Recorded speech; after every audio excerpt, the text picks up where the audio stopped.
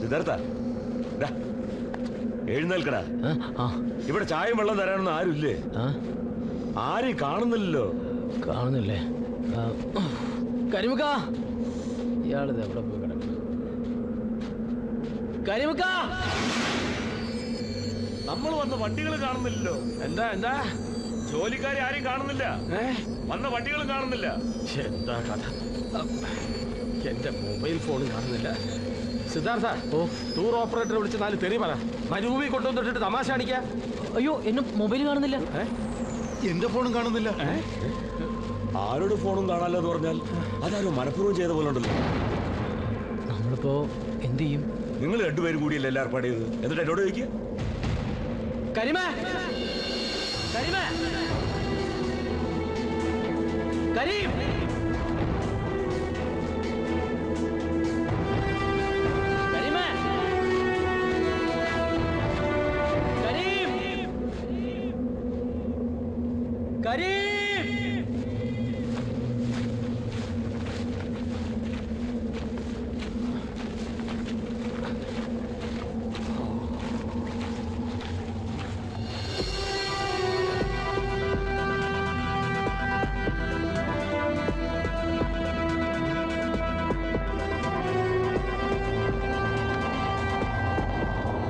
ഒരു വണ്ടി വരുന്നുണ്ടല്ലോ.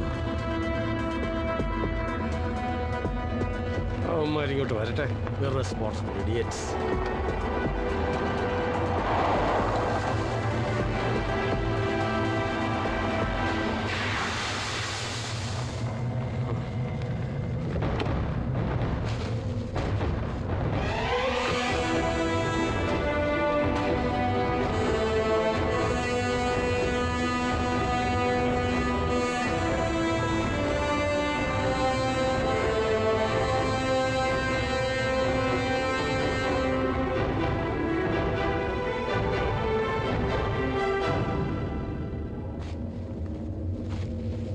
മൊബൈൽ ഇല്ലാത്തത് കൊണ്ട് ആരെയും കോണ്ടാക്ട് ചെയ്യാൻ പറ്റിയില്ല അല്ലേ?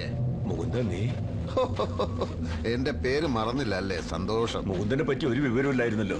അന്വേഷിച്ചപ്പോ ഇറാഖിലോ മറ്റോ? ഇല്ല. സഖാവ് കരുണൻ എനിക്ക് വേണ്ടി കണ്ടുപിടിച്ച സ്ഥലം വിട്ടിട്ട് ഞാൻ എവിടെ പോവാൻ?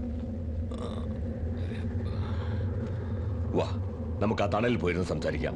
എത്ര കാലമായി കണ്ടിട്ട്. വേണ്ട കരുണ, ഈ വെയിലും ഈ മണലും എനിക്ക് വളരെ പരിചയമായി കഴിഞ്ഞു.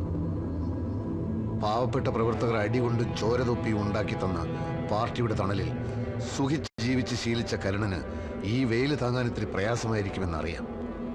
മുകുന്ദൻ എന്താ ഇങ്ങനെയൊക്കെ സംസാരിക്കുന്നത്?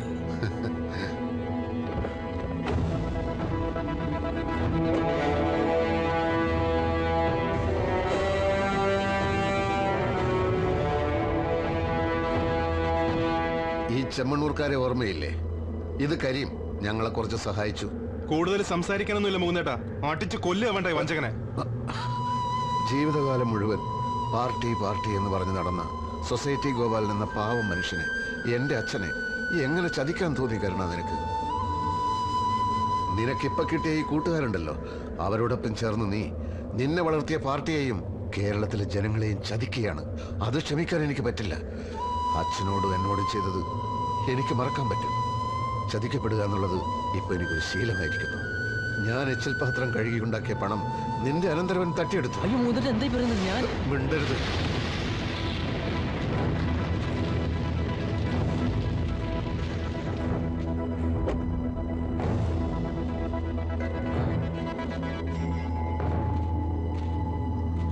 ഞാൻ അതും ക്ഷമിക്കുമായിരുന്നു.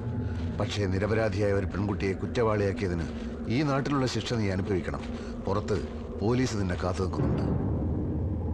എന്താണോ തന്റെ ഉദ്ദേശം? ഞങ്ങളെ വിരട്ടാൻ മാത്രം താൻ വളർന്നെന്നാണോ വിചാരം? കേരളത്തിലെ ഏറ്റവും പവർഫുൾ ആയിട്ടുള്ള മിനിസ്റ്ററാണെന്ന് കരുണൻ. ഞങ്ങളും അത്ര മോശക്കാരൊന്നും അല്ല, മനസ്സിലായിക്കോ?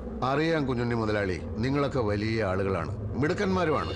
ഭൂർശ്വാസികളായ ചൂഷകർക്കെതിരെ പോരാടാൻ വേണ്ടി ഉണ്ടാക്കിയ പാർട്ടിയെ കുറച്ചൊക്കെ വരുതിയിലാക്കാൻ നിങ്ങൾക്കിപ്പോ സാധിക്കുന്നുണ്ട്. പണ്ട് അനുഭവിച്ച യാതനകൾക്കും പീഡനങ്ങൾക്കും പകരമായി തങ്ങൾക്കിനി കുറച്ചു കാലം സുഖിച്ചു ജീവിച്ചാൽ എന്താ എന്ന് ചിന്തിക്കുന്ന കരുണനെ പോലുള്ളവരെ വ്യാമോഹിപ്പിക്കാൻ നിങ്ങൾക്ക് കഴിയുന്നുണ്ട്. പക്ഷേ ചതിച്ചും വഞ്ചിച്ചും കൂട്ടിക്കൊടുത്തുള്ള ഈ ജീവിതം ഒരു ജീവിതമാണോടോ? മിണ്ടരുത് നാറി, മിണ്ടിയതിന്റെ നാവ് ഞാൻ അറിയും. കരുണ, സമരസഖാക്കളുടെ വിയർപ്പിന്റെയും കണ്ണീരിന്റെയും ഉപ്പാണ് നമ്മുടെ പാർട്ടി. ആ പാർട്ടിയുടെ നെഞ്ചത്ത് കസേരയിട്ടിരുന്നാണ് നീ ഇന്നലെ സായിപ്പിനോട് വിലപേശി കച്ചവടം ഉറപ്പിച്ചത്.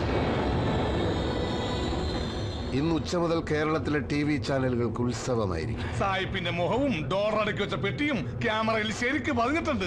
ഉച്ചയാവുമ്പോ ഇവിടെ താമസിക്കുന്ന ഹോട്ടലിൽ എത്താൻ പറ്റിയ എല്ലാം TV-യിൽ നേരിട്ട് കണ്ട് ആസ്വദിക്കുകയാവാം. കരുണ, തിരിച്ചു ചെല്ലുമ്പോൾ നിന്നെ സ്വീകരിക്കാൻ മുദ്രാവാക്യങ്ങളും ചെങ്കൊടികളും ഉണ്ടാവില്ല. നാട്ടുകാർ ചെരിപ്പ് മാലയിട്ട് ചീഞ്ഞ മുട്ടയെറിഞ്ഞ് നിന്നെ വരവേൽക്കും. നിന്റെ സ്വാധീനമെന്ന് പറയുന്നത് പാർട്ടിയുടെ സംഘബലമാണ്. അതില്ലാതായാൽ നീ വെറും തോട്ടത്തിൽ പറമ്പിൽ കരുണൻ മാത്രം. അപ്പൊ തൽക്കാലം ഞങ്ങൾ പോവുക. ഈ മരുഭൂമിക്ക് ഒരു 19 കിലോമീറ്റർ നടന്നാ നിങ്ങൾ മെയിൻ റോഡിൽ എത്താതിരിക്കില്ല. സിദ്ധാർത്ഥനെ ഞങ്ങൾ കൊണ്ടുപോവാ. പോലീസിന് കൊടുക്കാൻ.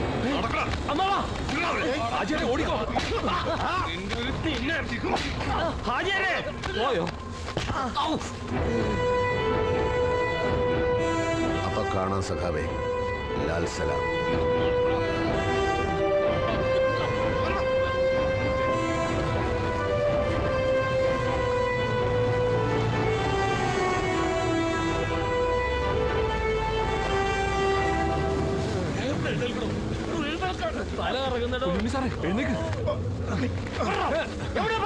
ഞങ്ങളിവിടെ കണ്ടില്ല. ഇനി നടന്നു പോണം.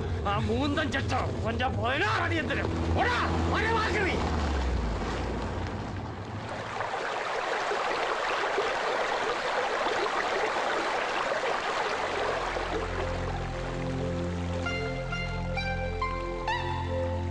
കുറച്ച് പണമാണ് കഴിഞ്ഞ 3 വർഷത്തെ എന്റെ സമ്പാദ്യം.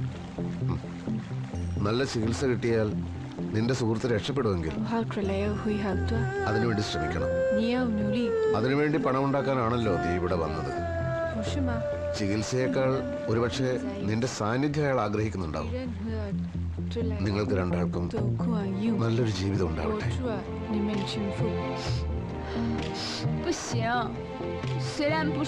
വേണ്ട, നിങ്ങൾക്കുണ്ടായ നഷ്ടങ്ങൾക്ക് മനഃപൂർവ്വമല്ലെങ്കിലും ഞാനൊരു കാരണക്കാരിയാണ്. പിന്നെ നിങ്ങൾക്ക് എന്നോട് തോന്നിയ എനിക്ക് തിരിച്ചറിയാനാവാതെ പോയ സ്നേഹം, അതും എനിക്ക് തിരിച്ചു തരാൻ കഴിയുന്നില്ല. ഇനി നിങ്ങൾക്ക് ആകെ ബാക്കിയുള്ള ഈ സമ്പാദ്യം എനിക്ക് എങ്ങനെ സ്വീകരിക്കാനാവും? ചെറുപ്പകാലം തൊട്ട് എന്റെ സ്വപ്ന രാജ്യമായിരുന്നു ചൈന. നിന്നെയാണോ, നിന്നിലൂടെ ചൈനയെ തന്നെയാണോ ഞാൻ സ്നേഹിച്ചത് എന്നൊന്നും എനിക്കറിയില്ല. ഇല്ലാത്തൊരു കടബാധ്യത തീർക്കാൻ വേണ്ടി കരുതി വെച്ചിരുന്ന പണമാണിത്. അതിനിപ്പോ പ്രസക്തിയില്ലാതായി. ഞങ്ങൾ കമ്മ്യൂണിസ്റ്റുകാർ ജീവിക്കാൻ ആവശ്യമുള്ളതിൽ കൂടുതൽ പണം സൂക്ഷിക്കാൻ പാടില്ലെന്ന്. ബാക്കിയുള്ളത് കഷ്ടപ്പെടുന്നവർക്കുള്ളതാണ്. ഇപ്പോ നിനക്കാണിത് ആവശ്യം. ഇത് വാങ്ങണം.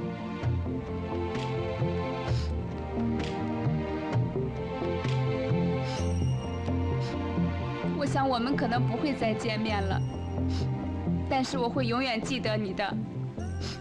ഇനി നമ്മൾ തമ്മിൽ കാണില്ലായിരിക്കും, പക്ഷേ നിങ്ങളെ ഞാൻ ഒരിക്കലും മറക്കില്ല എന്നാണ് അവള് പറഞ്ഞത്.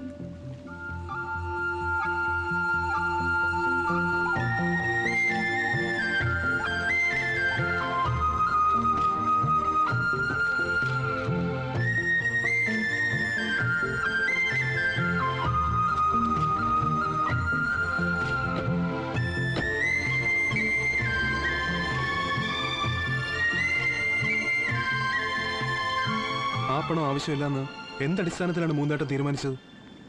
ഒരസുഖം വന്ന തിരിച്ച് നാട്ടിലെത്തി മുന്നോട്ടുള്ള ജീവിതത്തിന് ഒന്നിനും പണം വേണ്ടേ? മറ്റുള്ളവർക്ക് വേണ്ടി ജീവിക്കുന്നവനാണ് ഒരു യഥാർത്ഥ കമ്മ്യൂണിസ്റ്റ്. എന്നെപ്പറ്റി എനിക്ക് ആശങ്കകളില്ല.